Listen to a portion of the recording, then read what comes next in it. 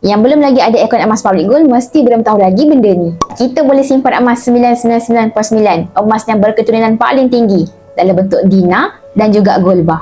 Gold bar yang berbentuk petak, dinar pula yang berbentuk bulat. Gold bar ni bermula 1 kg dalam akaun sampailah sebesar 1 kg. Dinar pula ada 5 saiz, bermula dengan sekecil 1/4 dinar, suku dinar, 1/2 dinar, setengah dinar, 1 dinar, 5 dinar dan yang paling besar sekali 10 dinar. Nak menabung emas di Public Gold tak perlu pun ada bajet banyak terus. Ada RM100 pun dah boleh menabung dalam akaun emas Gap.